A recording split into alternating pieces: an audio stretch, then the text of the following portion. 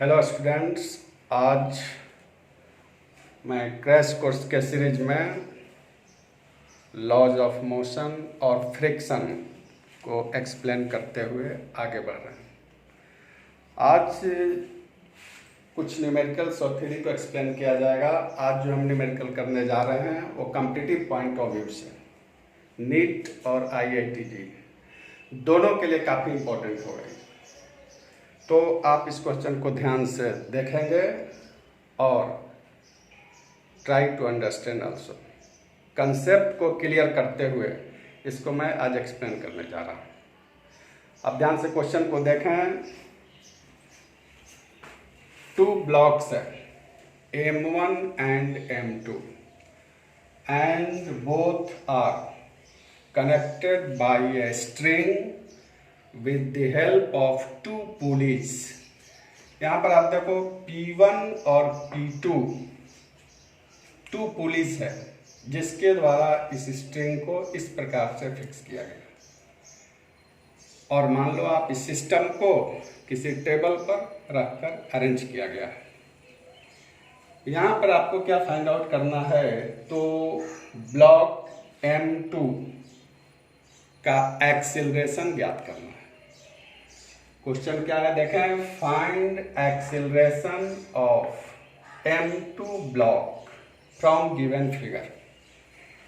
कहने का मतलब इसे इस प्रकार से भी देगा, जो इसका सेंटेंस लैंग्वेज होगा कि 2 blocks M1 and M2 are connected by a string with the help of 2 pulleys P1 and P2 according to figure shown। Now we have to calculate acceleration of M2। देखिए, इस तरह के question को करने के लिए तुम्हें एनालिसिस आना चाहिए कि कैसे हम लोग टेंशन कैलकुलेट करेंगे। तो चलिए धीरे धीरे इसको फिगर को सॉल्व करते हैं। M2 ब्लॉक का मास होगा M2G। आप जानते हो कि M2G weight act in downward direction, ये नीचे की ओर काम करेगा। और due to this weight tension in the string will be like this. इस टेंशन को आप कह सकते हो T। टेंशन को हम लोग T से रिप्रेजेंट करेंगे और ये टेंशन बैलेंस होगा अपोजिट डायरेक्शन के टेंशन के द्वारा। अब यहाँ पर एक चीज और है, अगर वो ब्लॉक नीचे की ओर जा रहा है that means acceleration will be downward. और M1 के लिए टेंशन हो गया इस प्रकार से। यदि हमें इसकी आवश्यकता पड़ी तो इसका भी वेट M1G लिखेंगे। अब यहाँ पर देखना है आपको कि जब ये ब्लॉक को हमने कंसीडर किया ये नीचे जा रहा, it means that M1 will move rightward। तो 2 पुलिस और 2 ब्लॉक, इस तरह के सिचुएशन में यहाँ पर मार्केबल पॉइंट है, जो कि जनरली लोग मिस्टेक करता है कि यहाँ पर जो एक्सीलरेशन है इसका हम लोग ट्वाइस लेंगे 2a। अब आप इस फिगर को ध्यान से देखो, इसको फिर हम एक्सप्लेन करेंगे कि कैसे वेट और एक्सीलरेशन एक्ट कर रहा है। अब जैसा कि आप जानते हैं, इसके लिए हमें फ्री बॉडी डायग्राम ड्रॉ करना होगा दोनों ब्लॉक के लिए M1 और M2। तो फॉर M2 इक्विलिब्रियम लॉस से, बैलेंस के नियम से ऊपर में 2 टेंशन है और नीचे वेट नीचे हम लोग माने हैं कि मूव कर रहा है। तो M2G माइनस 2T, ऊपर में टेंशन है 2 M2A। ये इक्वेशन 1 होगा।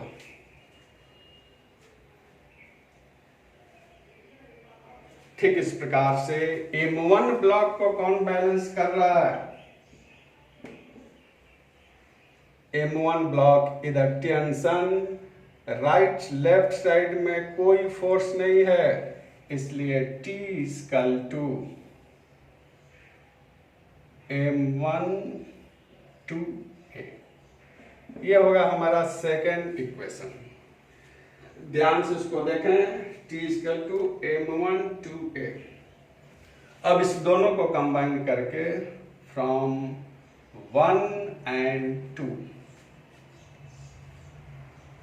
इसको आप सोल्व करेंगे। m2g minus 2t minus t equal to m1 plus m2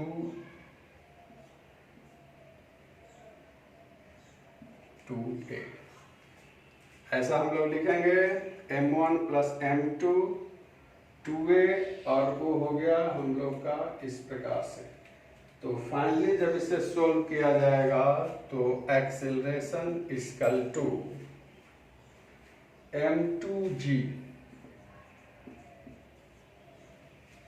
m2g divided by 4m1 plus m2। Acceleration m2g divided by 4m1 plus m2, और ये हमारा एक्सीलरेशन यहाँ से होगा इस प्रकार से।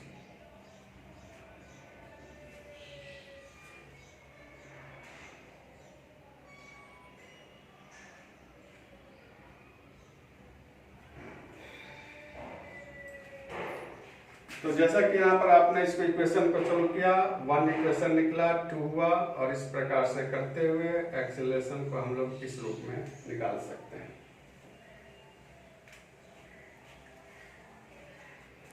चलिए इसके बाद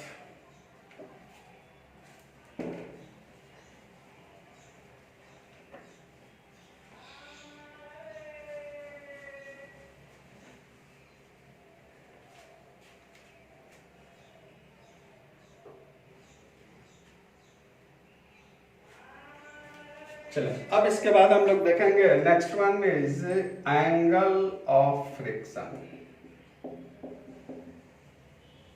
नेक्स्ट हेडिंग है एंगल ऑफ फ्रिक्शन। इसके पहले हमने आपको एक्सप्लेन किया था एंगल ऑफ रिपोज। जैसा कि आपने देखा था angle of repose incline plane पर होता है, लेकिन एंगल ऑफ फ्रिक्शन कैसे होगा, तो ये हॉरिजॉन्टल सरफेस पर। मान लिया जाए किसी ब्लॉक को हम लोग टेबल या किसी सरफेस पर रख दिया, तो इसका वेट किधर जाएगा, mg नीचे की ओर, और ऊपर में होगा नॉर्मल रिएक्शन। मान लिया जाए एक्सटर्नल फोर्स इधर राइट, तो लेफ्ट साइड में होगा फ्रिक्शनल फोर्स। ये फ्रिक्शन हो गया। तो आप ध्यान दें, angle of repose inclined plane पर और angle of friction horizontal surface पर। तो इस प्रकार से फ्रिक्शनल फोर्स इधर, क्योंकि बॉडी को हम पुल कर रहे हैं राइट वार्ड, और नॉर्मल रिएक्शन ऊपर की ओर, इसका वेट नीचे की ओर एक्ट कर रहा है। अब इसमें हमें देखना है कि ये जो नॉर्मल रिएक्शन और फ्रिक्शनल फोर्स, इस दोनों का जो रिजल्टेंट फोर्स होगा, आप मान लो इस प्रकार से, ये रिजल्टेंट फोर्स।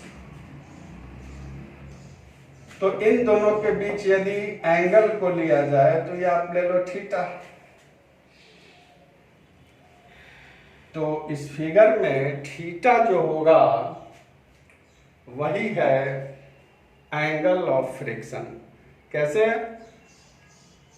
तो एक ब्लॉक है राइट वार्ड, पुल किया जा रहा है, नॉर्मल रिएक्शन और फ्रिक्शनल फोर्स। ये नॉर्मल रिएक्शन और फ्रिक्शनल फोर्स का जो रिजल्टेंट फोर्स होगा, तो उस रिजल्टेंट फोर्स और नॉर्मल रिएक्शन के बीच के एंगल को कहेंगे एंगल ऑफ फ्रिक्शन, और ये हॉरिजॉन्टल केस में होगा। तो आपने देखा कि the angle between resultant force of normal reaction and frictional force and normal reaction is called angle of friction. From figure आप देखें theta is the angle of friction. अब यहां पर यदि हम लोग देखें इसे tan थीटा, तो आप कह सकते हो परपेंडिकुलर बाई बेस, मतलब F upon perpendicular normal reaction. यदि आप इसे F equal to frictional formula से म्यू आर लेते हो और ये आर, तो आप देखें mu equal to tan theta, theta equal to tan inverse mu. ये हमारा बन गया फॉर्मूला एंगल ऑफ फ्रिक्शन के लिए। तो फिर से आप देख लें एंगल ऑफ फ्रिक्शन का मीनिंग क्या है। Angle of friction horizontal case में होगा, जिसमें बॉडी मूव करने के पोजीशन में होगा। और किसके बीच का एंगल, तो रिजल्टेंट फोर्स RF और नॉर्मल रिएक्शन के बीच का एंगल। और इसको सोल्व करने के बाद जैसा कि आपने देखा इसका फॉर्मूला आ गया आपको theta equal to tan inverse mu. तो यहाँ पर यदि आपको दिया रहेगा थीटा का वैल्यू, तो आप म्यू निकाल सकते हो। म्यू का दिया है तो थीटा निकाल सकते हैं। म्यू क्या है, कोएफिशिएंट ऑफ फ्रिक्शन। इतना के बाद इसको आप ध्यान से देखें कि किस प्रकार से ये हो।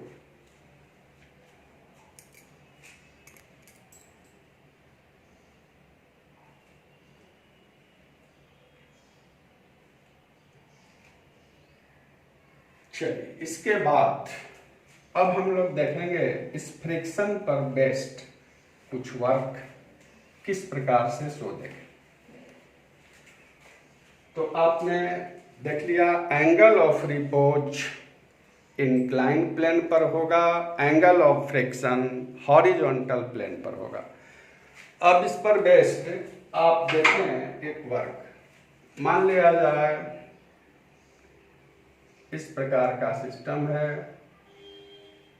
एक ब्लॉक है और इसको दूसरे ब्लॉक से हैंग कराया गया है M2 M1 और ये पुल्ली है।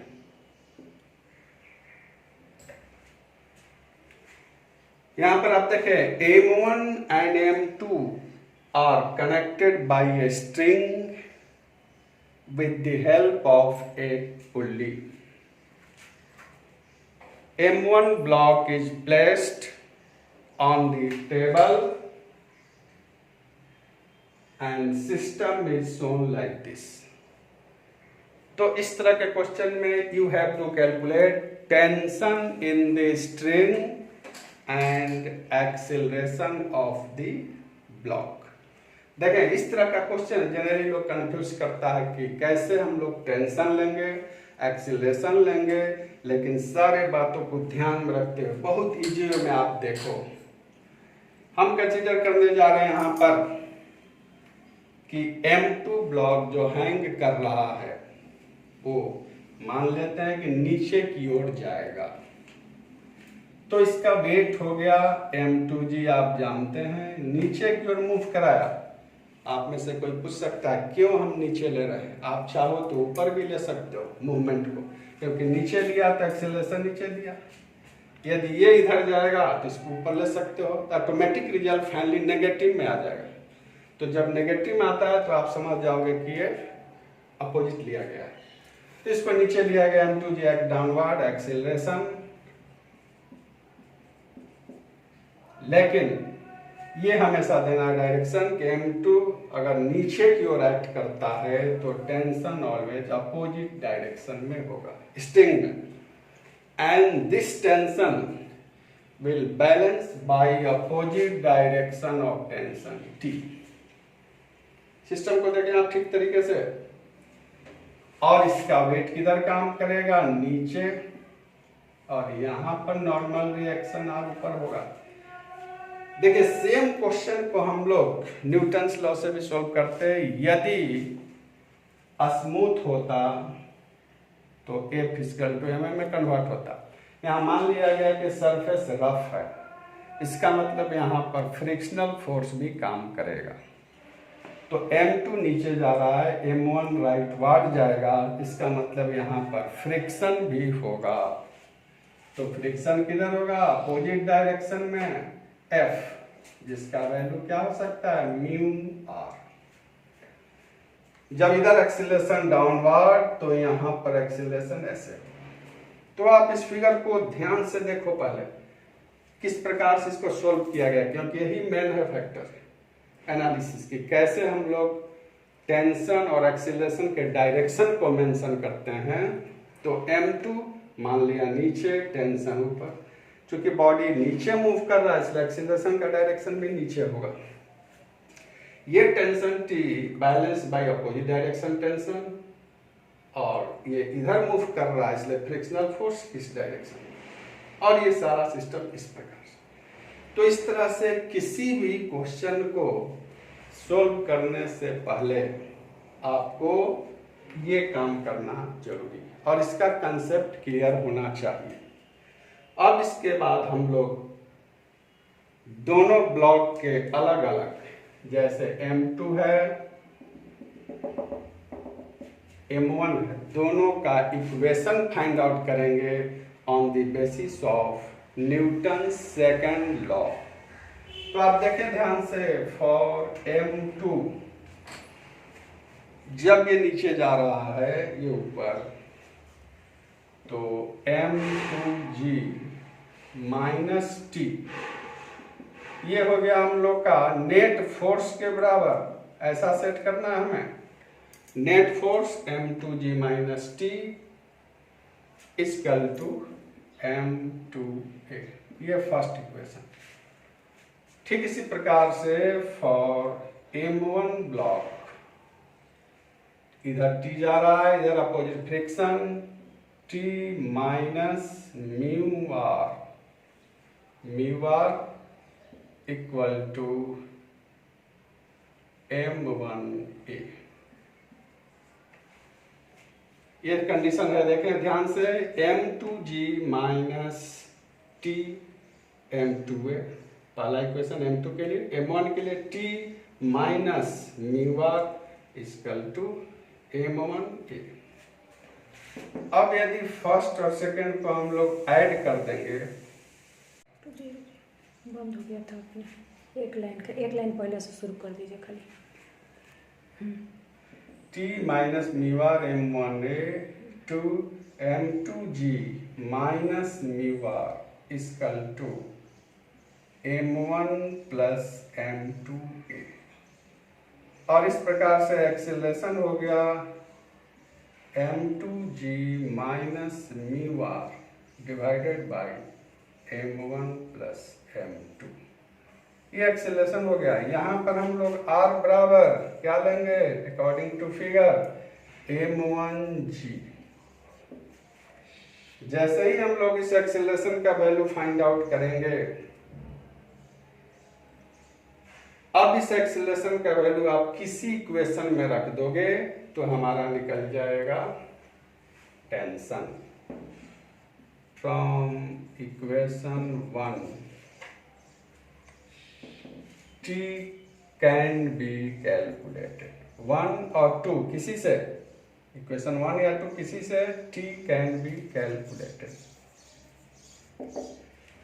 तो इस प्रकार T tension in the string, A acceleration of the block, दोनों का वैल्यू हमने फाइंड आउट कर लिया।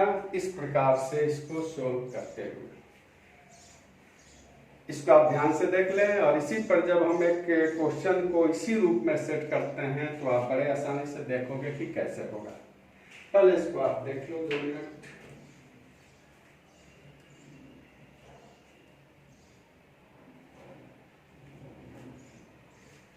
चलिए इसको हटाते हैं हम लोग।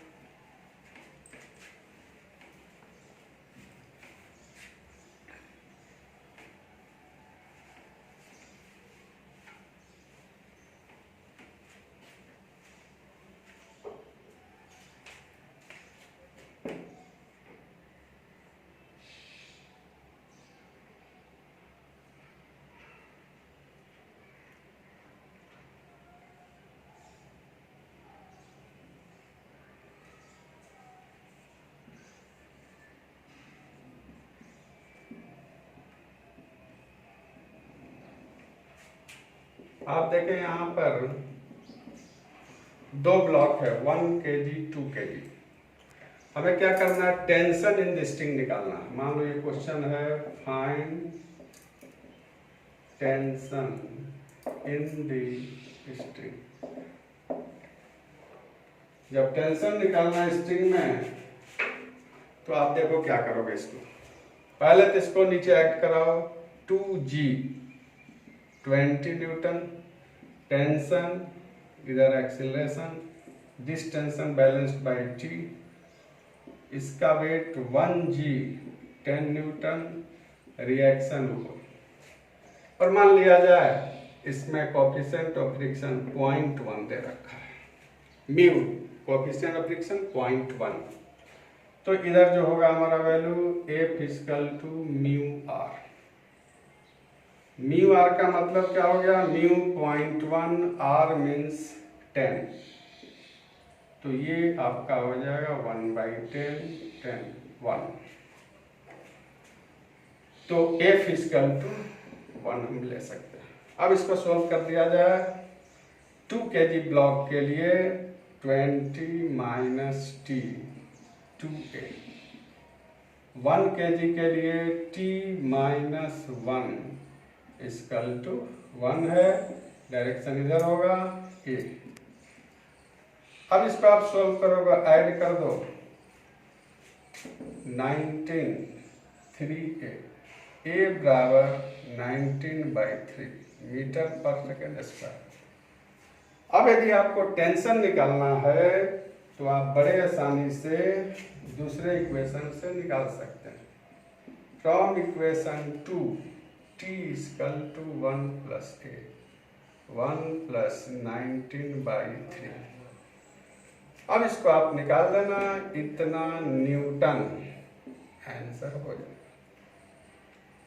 तो अब आप इधर ध्यान से देख लें, यहाँ पर वही है कि हम लोग 2 kg को वेट 20 न्यूटन नीचे एक्ट किया, टेंशन ऊपर, एक्सेलरेशन नीचे, क्योंकि बॉडी नीचे की ओर जा रहा है।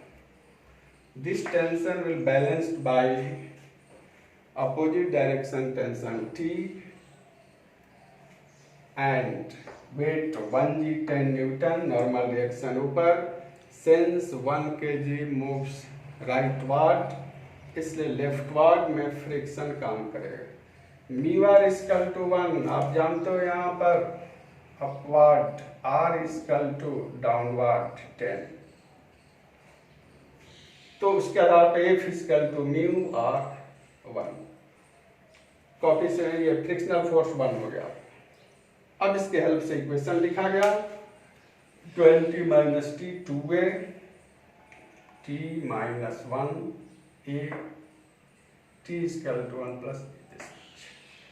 तो इस प्रकार से ये आपका फाइनल रिजल्ट हो गया। तो आपने देखा कि कैसे हम लोग स्ट्रिंग में टेंशन